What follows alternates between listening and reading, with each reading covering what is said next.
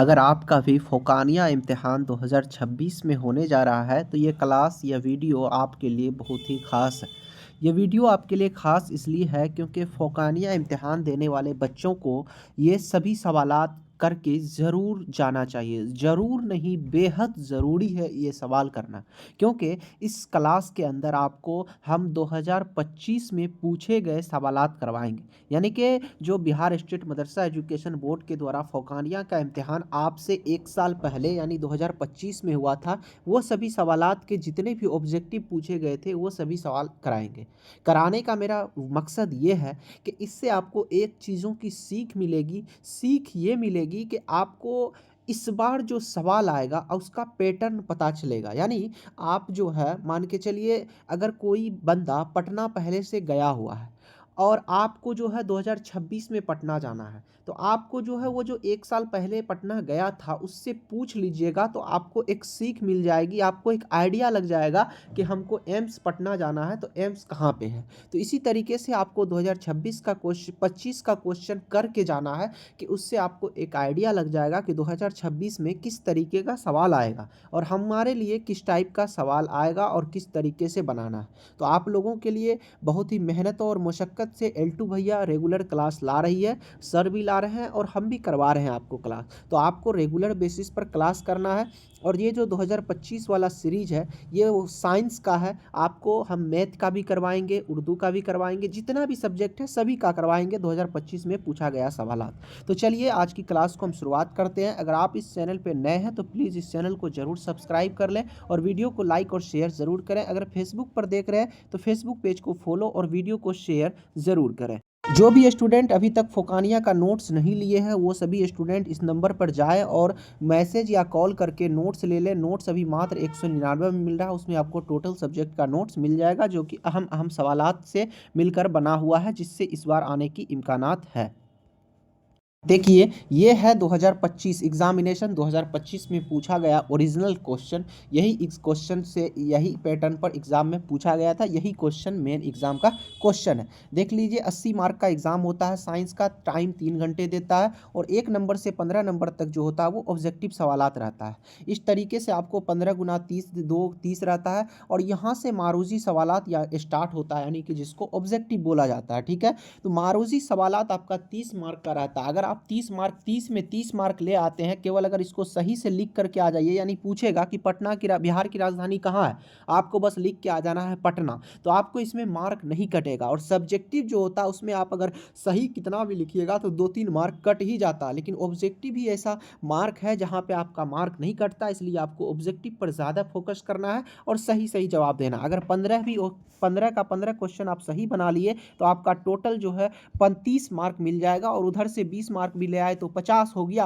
और 20 मार्क में 18-19 mark practical से मिल गया, 70-80 मार्क आपको ऐसे ही मिल जाएगा। तो आप लोग को जो है पॉइंट वाइज पढ़ना, पॉइंट वाइज फॉलो करना है, तो आपको घबराने की बात नहीं। देखिए यहाँ पर जो है आपको इस तरीके से सवाल पूछेगा। सबसे पहला सवाल ही पूछा, खून किस किस्म की बाफत है। चलिए हम आपको जो है इसी सवालात को लेकर के, और ये सब सवाल को हम अलग से टाइपिंग किए हैं उसमें आपको लेकर के चलते हैं और अच्छे से समझाने की कोशिश करते हैं जो 2021-25 में पूछा गया था। देखिए वही सवालात है और आपको बस अलग पेज में हमने लेके आ गया। क्या सवाल किया है कि खून किस किस्म की बाफत है, यानी किस बाप आप आप यानी यहाँ तक तो समझ में आ गया खून किसको बोलते हैं, ये भी समझ गया, किस मतलब भी समझ गए, लेकिन भैया बाफत समझ में नहीं आया सर कि बाफत क्या होता है, तब तो जाकर के हम जवाब दे पाएंगे। तो आइए आपको हम बाफत समझाते हैं। यानी आपका अगर कोई घर बना होता है तो घर क्या चीज़ से मिलकर बनता है, ईंट से मिलकर बनता है। ठीक है, और बहुत सारा ईंट को अगर इकट्ठा कर दीजिए तो उससे क्या बन जाता है, दीवार बन जाता है। ठीक है, तो दीवार बन जाता है और बहुत सारा दीवार अगर मिल जाता है तो एक घर का निर्माण कर देता है। क्या चीज़ बना देता है,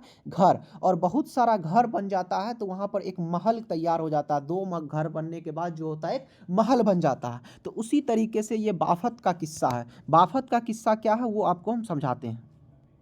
वो समझ में आ गया। अब देखिए ये जो बाफत है इसका किस्सा ये है कि इंग्लिश में अगर आप लोग कोई हिंदी में पढ़े होंगे तो एक होता है कोशिका। क्या होता है, कोशिका। ठीक है, और कोशिका के बहुत सारे कोशिका के मिलने से बन जाता है उत्तक। ठीक है, उत्तक मिल जाता है, और बहुत सारा उत्तक के मिलने के से हो जाता है अंग का निर्माण हो जाता है, ठीक है। और अंग से अंग तंत्र, और अंग तंत्र से हमारा शरीर बनता है, तो ठीक है।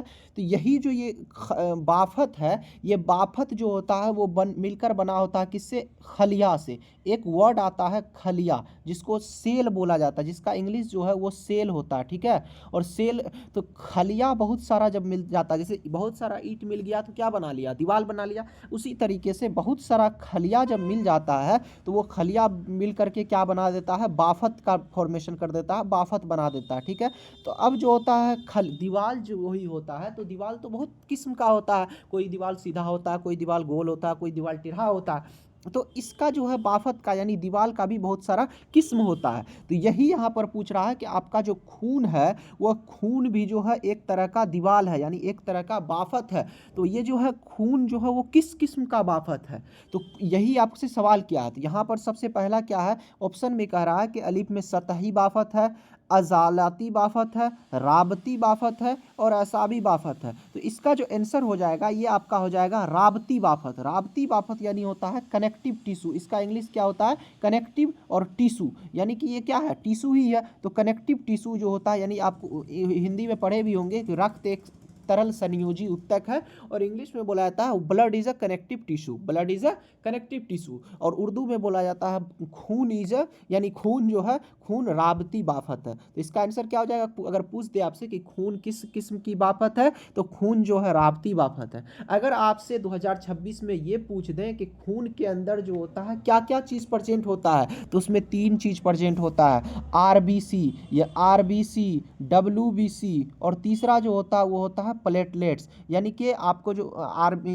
खून है, खून के अंदर 3 चीज रहता है। हमारा शरीर के अंदर जो ये कटता है तो लाल लाल कलर का खून निकलता है, तो उसके अंदर जो रहता है ना 3-4 चीज प्रेजेंट रहता है। क्या क्या प्रेजेंट रहता है? वो आरबीसी, यानी आरबीसी को बोला जाता है लाल रंग को का खलिया, ठीक है। वाइट ब्लड सेल यानी सफ़ेद रंग का सफ़ेद खून खलिया, ठीक है। प्लेटलेट्स यानी कि थक्का, यानी कि आप जब खून आपका शरीर का हाथ कटता है तो देखिएगा नीचे जब ज़मीन पर खून गिरता है तो वो जो है थक्का बना लेता है। तो वो किसके वजह से बना लेता है? ये प्लेटलेट्स के वजह से ही बना लेता है। इसके अंदर होता है थ्रोम्बिन, ठीक है, इस टाइप का वो जो होता है एंटी कोगुलेंट और कोगुलेंट फैक्टर होता है। तो वो सब आपको जानना नहीं है। तो आपको यहाँ तक समझ में आ गया कि खून किस टाइप का खलिया बाफत है, तो वो जो है आपका राबती बाफत है, ठीक है। अब चलिए अगला सवाल यहाँ पर है कि देखिए यहाँ पर अगला सवाल आपको क्या पूछा जा रहा है कि ब्लड प्रेशर नापने का आला कौन सा है? यानी जो अब देखिए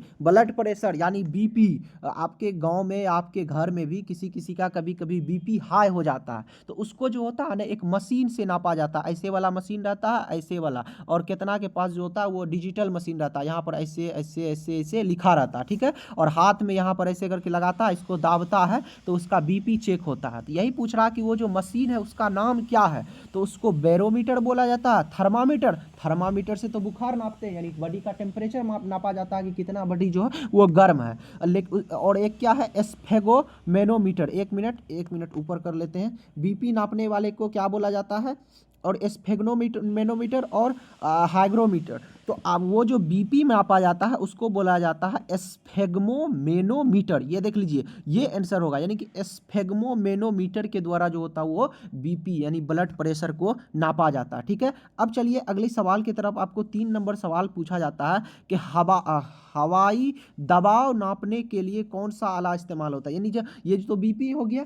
अब हवा यानी एटमॉस्फेरिक प्रेशर, यानी हमारा जो ये दुनिया है, ये हवाई, ये जो हवा चल रहा है इसका दाब, यानी किस प्रेशर से ये दवा एयर जो है यहाँ पर एटमॉस्फेरिक प्रेशर है, तो वो किस मशीन के द्वारा नापा जाता है? तो उसको जो नापा जाता है उसको मानोमीटर से तो नहीं नापा जाएगा, बैरोमीटर से, मानोमीटर से, थर्मामीटर से तो नहीं नापा जाएगा, एमीटर से नहीं। तो उसको जो नापा जाता है वो बैरोमीटर से। तो आपको याद रखना हवाई दाब किससे नापा जाता है? बैरोमीटर से, ठीक है। और जो होता है बीपी यानी ब्लड प्रेशर किससे नापा जाता है? स्फेग्मोमेनोमीटर से, ठीक है। और थर्मामीटर से क्या नापा जाता है? टेम्परेचर, यानी कि वो बॉडी कितना गर्म है, बुखार के लिए यूज होता है थर्मामीटर। चलिए 3 क्लास क्वेश्चन कराए, आपको अगला क्वेश्चन कराते हैं। देखिए, आपको हम ये तो क्लास करा ही रहे हैं, इसके साथ आपको हम अभी एक क्वेश्चन करवाएँगे, उससे पहले एक नोटिस समझ लीजिए कि ये सब क्लास जो आपको करवा ही रहे हैं, लेकिन इससे और बेहतरीन तरीके से जो है, हम जो है एक किताब के शक्ल में बना दिए। यानी कि जैसे जितना भी वीवीआई सवाल है, जो हमको लगता है कि इस बार आने का इम्कानात है,